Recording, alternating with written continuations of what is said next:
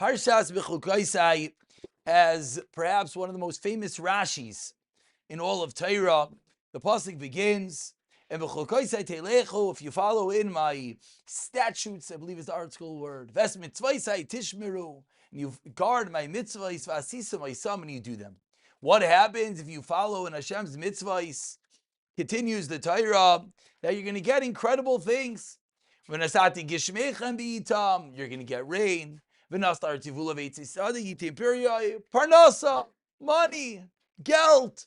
What do we get the cash from? From following in Hashem's ways. So, says Rashi, famously, I would think that this is talking about following the mitzvahs. Problem is, the pasuk says to follow the mitzvahs. So there's two things: b'chukaisai teilechu, and then mitzvaisai tishmeru. So what are the two things? Says Rashi, what's b'chukaisai teilechu? Tihei shetiu amilim b'Torah.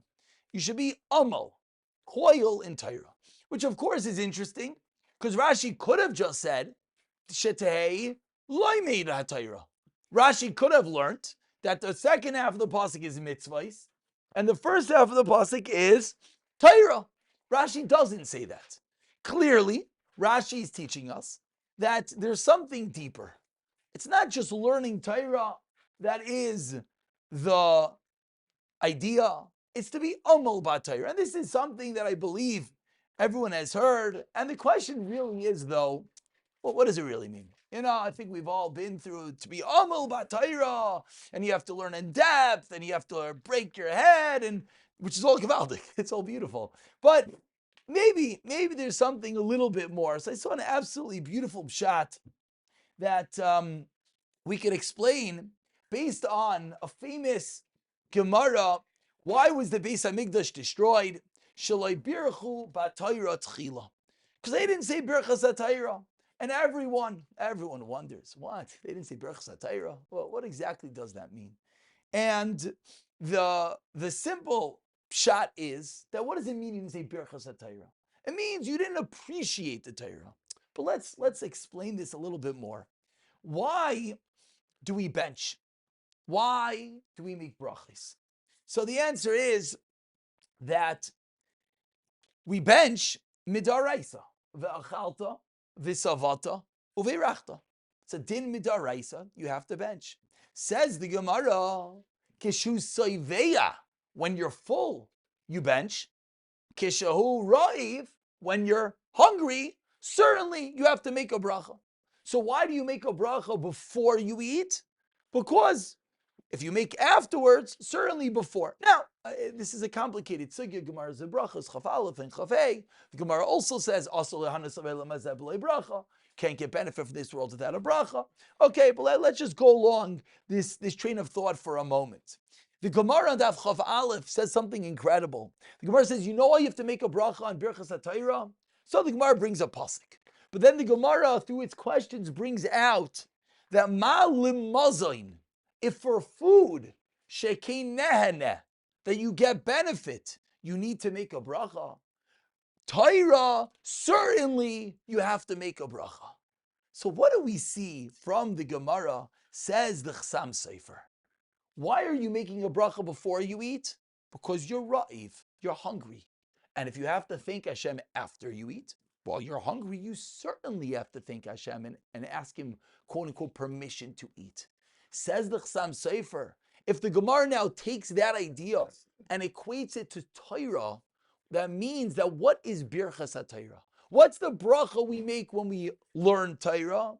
It's a bracha on the ra'iv, on the thirst, on the hunger for Torah. Just like the bracha on food is when we're hungry, when we're thirsty. Parenthetically, so much so, there's a whole discussion on water. Do you make a bracha on water? What do you mean you make a bracha on water? Of course you make a bracha on water. No, it's a very big discussion because why do you drink water? Often you don't drink water because you're thirsty. You drink water just because you're parched, you need to get liquids in your body. So it's a discussion. Okay, just on the side. Usually we enjoy our water and usually we actually are thirsty, but it's a discussion. The point is, says the Chassam Sofer, Why are we making a bracha before we learn Torah? Explains the Chassam Sofer, because we're hungry, because we're thirsty. What does it mean, Shalei birchu bat Torah tchila? Of course they said birchas Torah. It meant they were lacking in a fundamental idea to learning. What is that idea? That is what Rashi is saying, amelus bat Torah. And this is something very difficult, because anytime you have to do something which is not concrete, which you cannot check a box, it's very difficult to fulfill. If I were to take a poll and ask a person, did you learn Torah today? What is the answer going to be? The answer is going to be emphatically yes. What do you mean? Who says? How do you know what I did today, Rabbi? Well, you said Elu Devarim. We have actually built into our davening that we learn Torah every day. But let's say you say, okay, that's not fair. Did you learn a Torah aside for that? And the answer might be, yeah, I listened to Shir, I learned the Mishnah, I came to this, I learned Torah. But if I were to ask, were you Bechukosai Telechu? Were you Amel Bat Torah? So before we heard this beautiful idea for the Chassam Sofer, the answer might have been, well, I'm not sure. I was learning laid back. I wasn't learning intense. But now we have another idea about Amelus Bat Torah, that there's an entity that we have to be thirsty to learn. We have to want to learn. Learning has to be an endeavor, not just that we check off a box, that we have to find ways to increase our desire. Just like when it comes to food, when you're ra'av, you're hungry, and hunger is real. It's real. We all know fast days are difficult. It's real. That's how we have to get to with Torah, which is a very high level. But that's what it means. They were lacking Bisman Beis Hamikdash. So Birchu B'Torah Tchila means, of course they said Birchas Torah. Of course they learned the Torah. What it means, based on the Chassam Sofer, is they were lacking in the chashivos, in the importance, in the desire. The problem, what's the problem? The problem is, this is something that's not quantifiable. Anytime you discuss something that you can't check off a box and, fulfill, it's very difficult. So let's just think about this together for a moment. We're discussing over here something that's going to bring us all the bracha in the world. We're discussing something that the pasuk is talking, walking in the ways of Hashem. Bechukosai telechu. So it's something very, very critical. So how do we do this? And the answer is, there's no one answer, but if you want to come to enjoy something, if you want to come to appreciate something, what do? Well, there's many avenues. If someone doesn't like a particular food, you could acquire the taste. You got to keep on trying it. Famously, we all know that when a bacher went to Rav Aaron Leib and he says he doesn't enjoy learning, what did Rav Aaron Leib say to him? Rav Aaron Leib said, again, there's different versions of the story and I might not be getting it right, but if I were to give you all a little bit of honey, would you taste the sweetness? Well, of course. Now let's say I gave you boiling hot peppers first, and you ate the hot peppers and your mouth's on fire, and then I put honey in your mouth.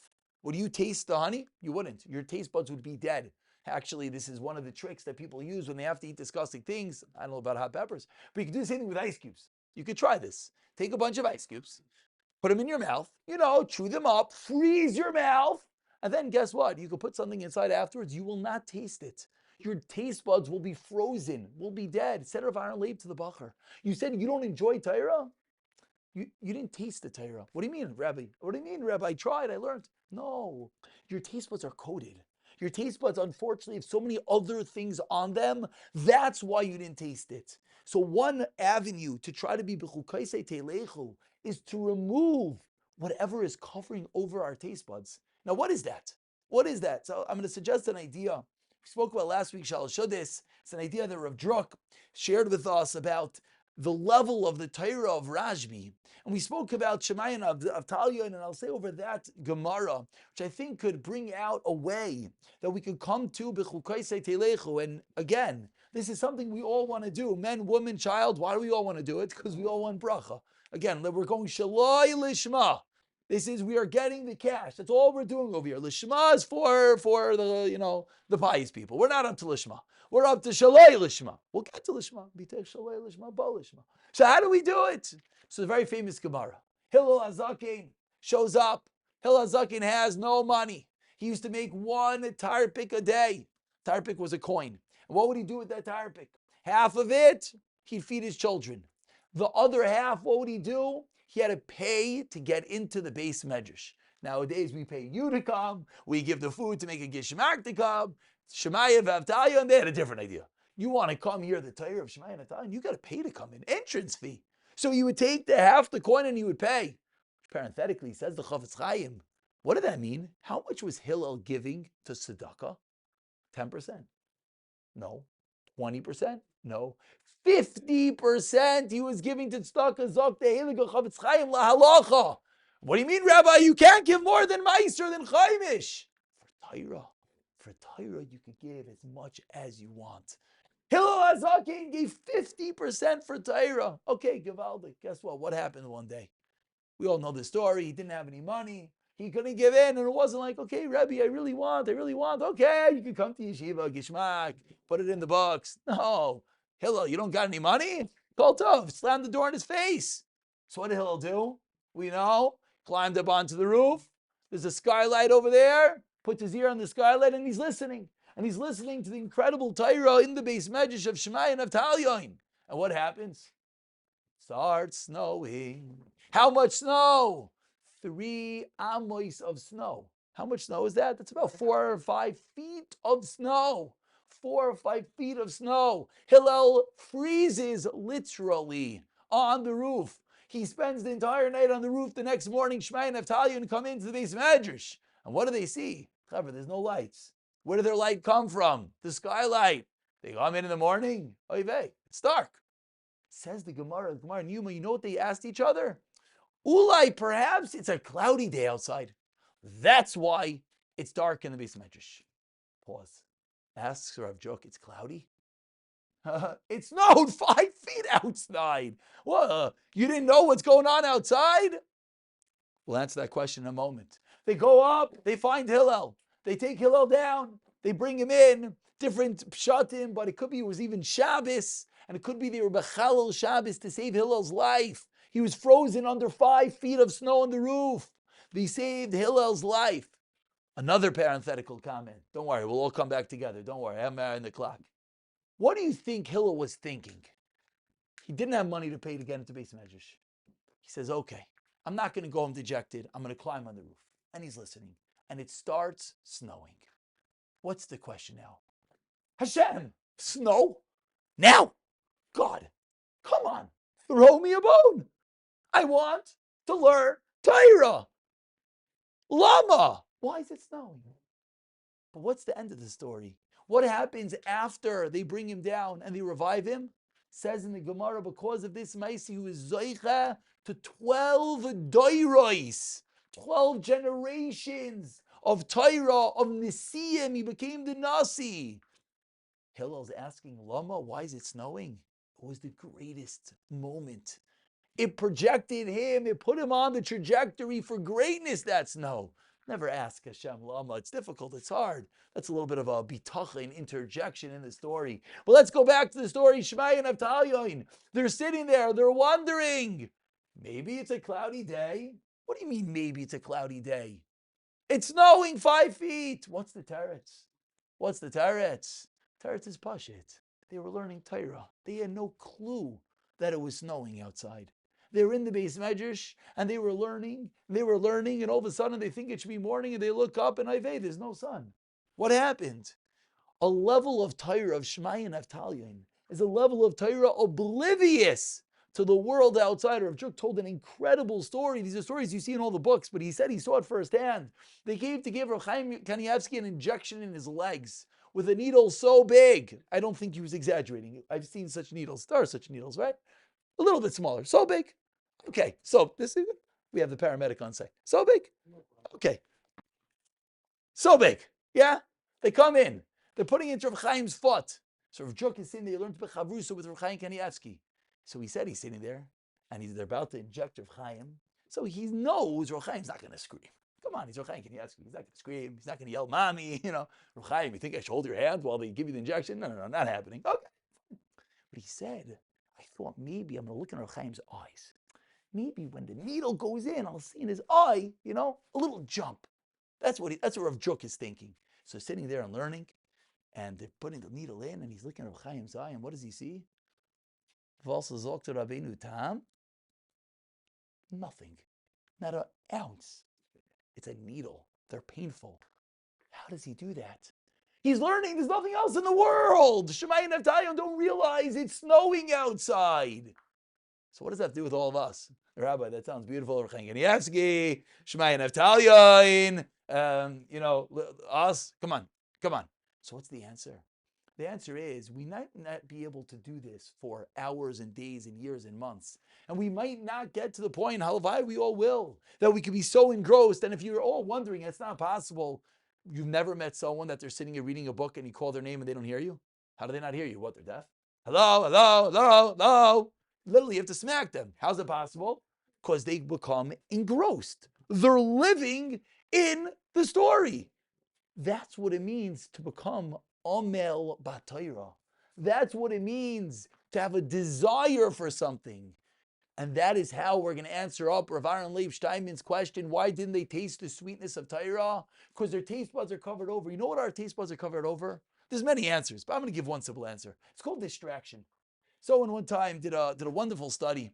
He went to a bunch of Bachrim who learned for hours and hours, and he gave them a timer. And he said, set it for 10 minutes. 10 minutes. 10 minutes. And just learn for 10 minutes.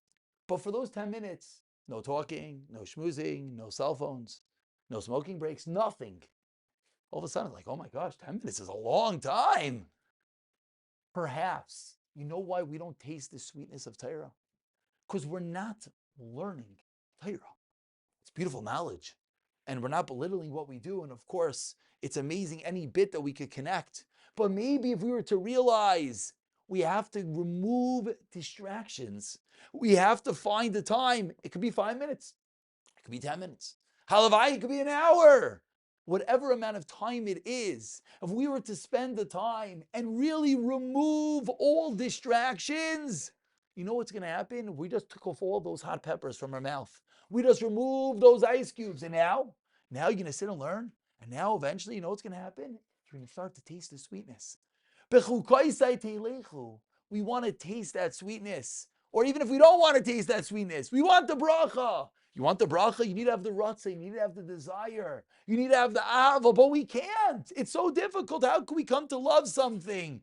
You don't like wine. How do you come to like wine? You come to like wine.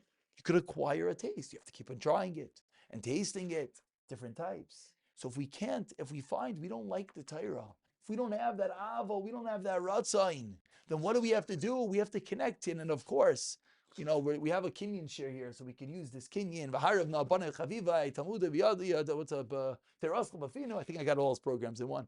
We could really, what is it all? And I said this to Rav David Newman. I said, Rabbi Newman, you reinvented the wheel by going backwards. All you did was, as you said, let's get rid of all the programs. Let's just learn Torah. And let's learn it and chazer it and learn it and chazer it. Guess what? Eventually, you're going to like it.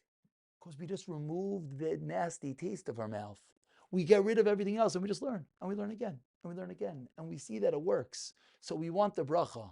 We want to connect. Let's heed the words of the Heilige Chassam Sefer. Chassam Sefer teaching us that we make a bracha on Torah, just like we make a bracha before we eat, because we're ra'iv, because we're starving. But Rabbi, I'm not starving. I don't want to learn. I agree. And it's a high level to get there, but let's try. And we have to try by having a few moments. The idea that we're suggesting tonight, there are many ideas. There are ideas that maybe find different types of limudim, and there's different types. There's many ideas how to try to taste, the ava, the gishmak, many ideas, but we're giving one idea today. And that idea is to remove the hot peppers from our mouth by how? Removing distractions. And we'll end with, and I said this on Shabbos, and I can't get over there, Rav Koldetsky said this in his community, Yom Kippur, well before the war. He said if everyone would have a Seder, I think he said 10 or 15 minutes a day, without distractions, it will be Megan from Milchama. Those were his words. Prophetic words of a Gadol. Prophetic words. So we want to be Megan from Milchama. We all know the world is crazy. I don't do politics. I just found out tonight what's going on. It's not my thing. What should I tell you? It's not my thing. Hopefully never will be my thing. But what do? Let's see what we could do. Maybe 10 minutes, maybe 15 minutes of Torah without all the other millions of things, and slowly will come. B'siyata d'shmaya, to truly be b'chukosai telecho. And then what's going to happen? We'll all be wealthy. We'll all be wealthy. And what are we going to do with all the bracha? Of course, we're going to give it to the shul, Avada. Shkaya.